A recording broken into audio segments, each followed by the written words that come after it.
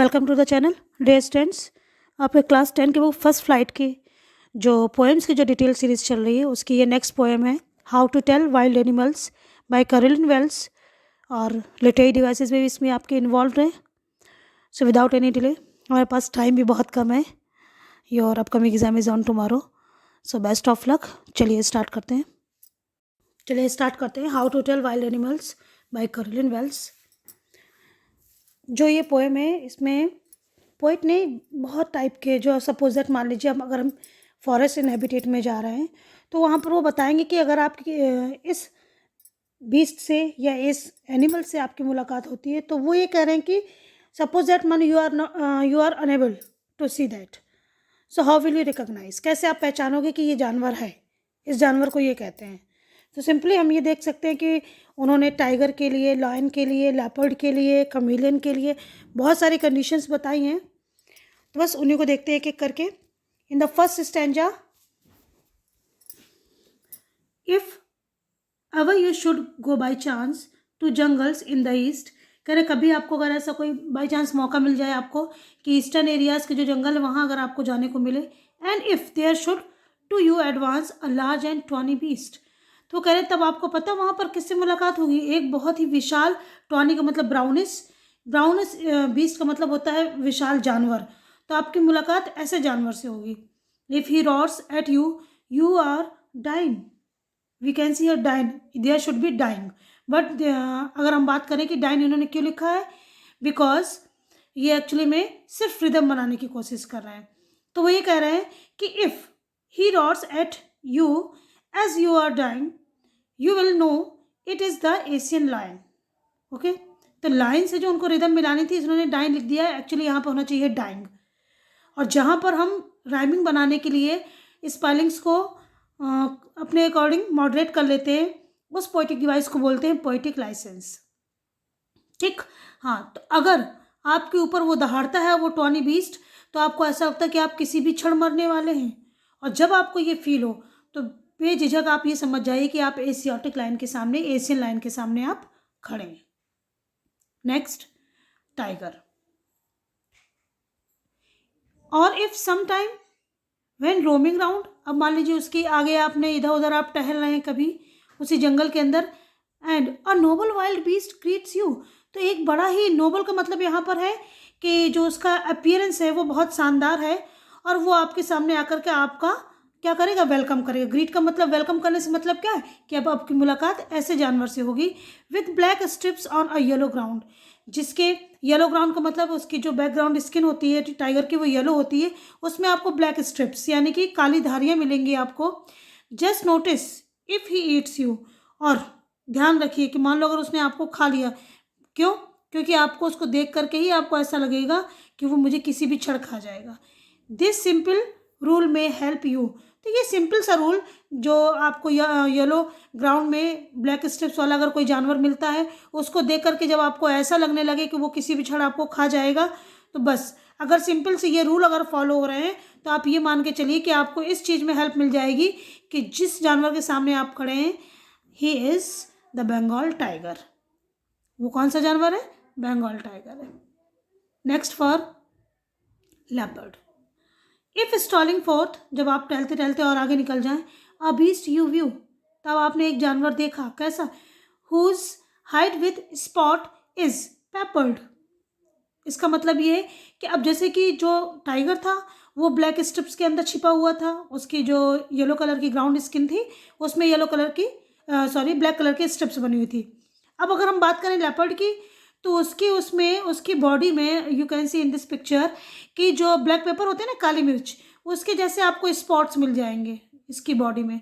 इसमें स्ट्रिप्स नहीं है, इसकी बॉडी में स्पॉट्स है।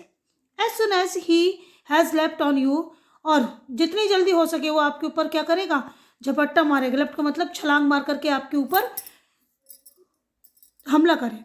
You will know it is the leopard, तब आपको पता चल जाएगा तुरंत कि ये लेपर्ड है। I will do no good to roar with pain, he will only lap and again. 12, this is written 12, actually green line की वजह से दिखा नहीं। 12, डू गुड, 12 का मतलब है सिर्फ इसी के लिए आया, लेपर्ड के लिए, कि वो दहाड़ने में अच्छा नहीं है, कि वो विथ पेन का मतलब है कि वो बहुत तेज़ी से दहाड़े कि हम लोग डर जाएं। वो सिर्फ और सिर्फ आपके ऊपर झपट्टा मारेगा। रॉरिंग की जो क्वालिटी है वो इसके अंदर नहीं होती, वो सिर्फ लायन के अंदर ही होती है। Next, about the bear, if when you are walking round your yard, अब जैसे मान लीजिए जिस जंगल के आप लोकेलिटी में हैं, एरिया में हैं, अगर आप वहाँ पर टहल रहे हैं, यहाँ से वहाँ चल रहे हैं, you meet a creature there, तब आपकी मुलाकात एक वहाँ पर एक ऐसे प्राणी से होगी हु हग्स यू, जो आपको टाइटली गले लगा ले, वेरी वेरी हार्ड, बहुत तेज़ी से। Be sure it is a bear, जब ऐसी प्राणी से मुलाकात हो, ऐसे बीज से मुलाकात हो, सो बी श्योर कि वो एक भालू है, बियर है।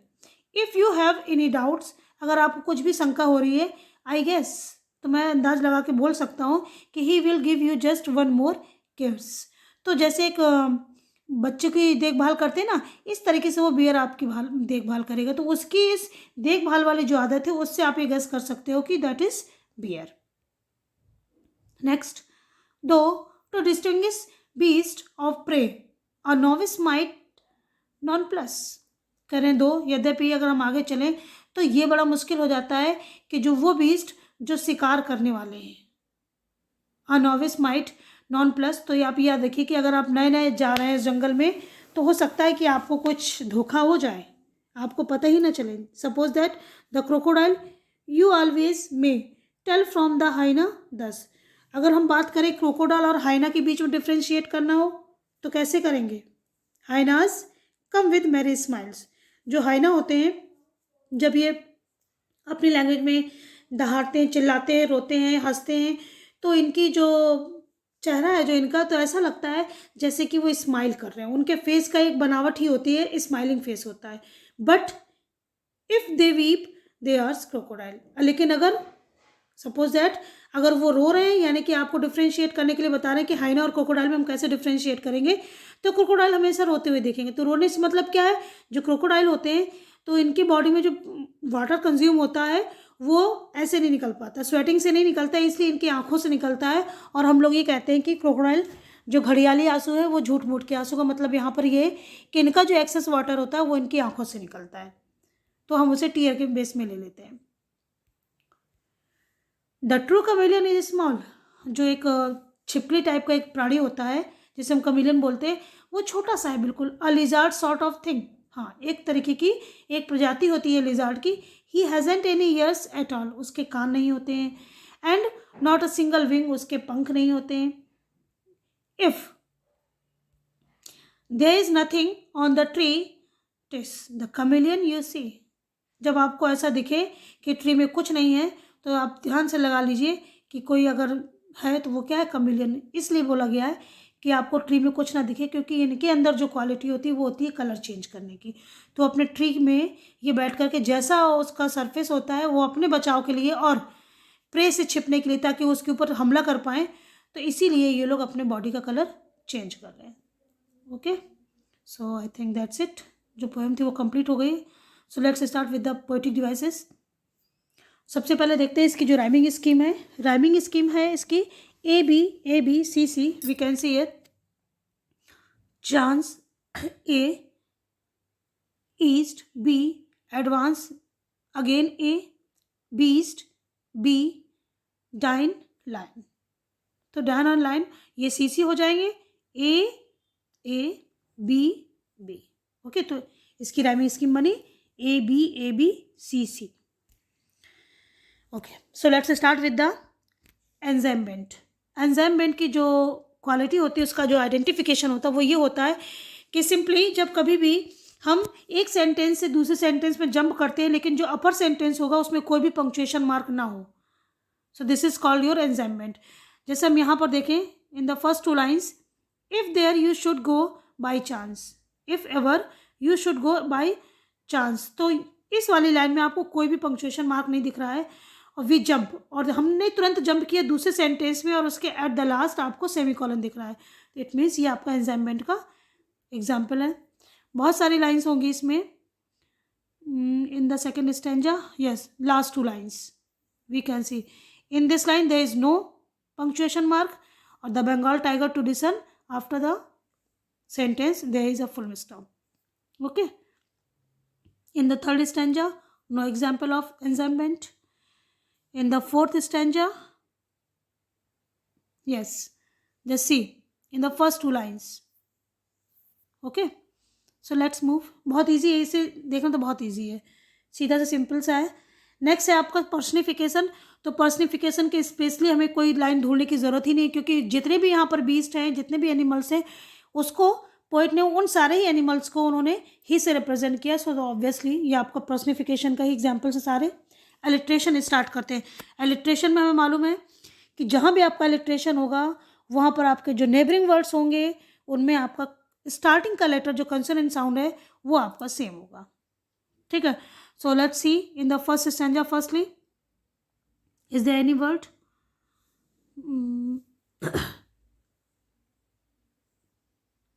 Okay, I think there is no example. Let's move for the second stanza, roaming round. Yes, we can see here roaming round, R sound and R sound. So this is your example of alliteration. Next,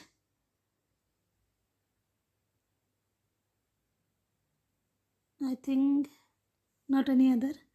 Let's move for the third stanza. Is there any? Yes. He has HH.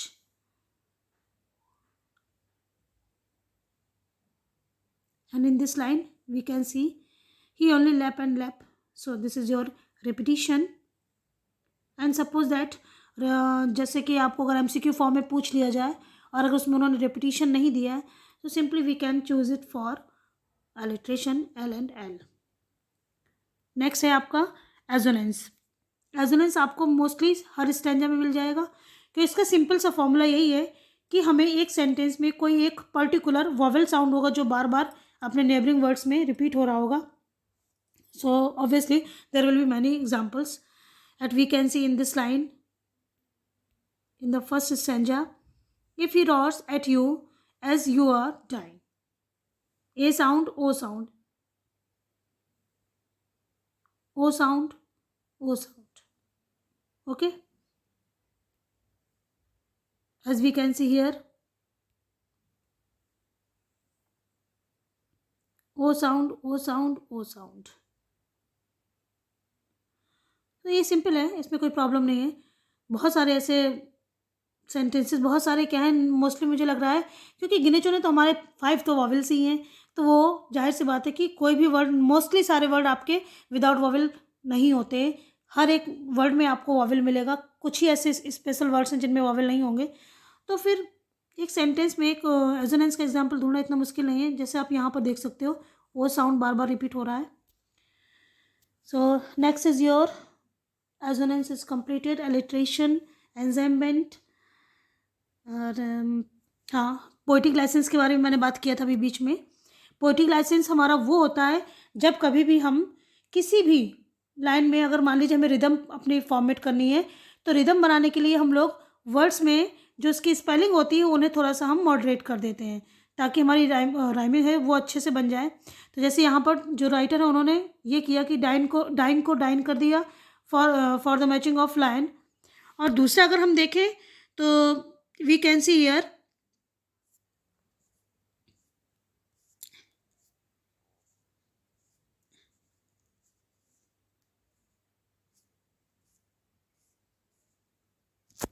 lap and lap. There should be lapped, not lap. एक second. Spelling for this LEAPT. ठीक है. And lap and lap there is also. So poetic licence का हमारा जो example है वो यही है कि हम अपनी राइमिंग बनाने के लिए और अपने जो एक तरीके से मीटर्स हैं उनको मेंटेन करने के लिए राइटर क्या करते हैं, स्पेलिंग्स को मॉडरेट कर देते हैं.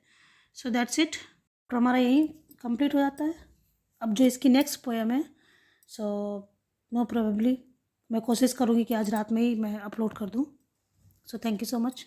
Keep watching.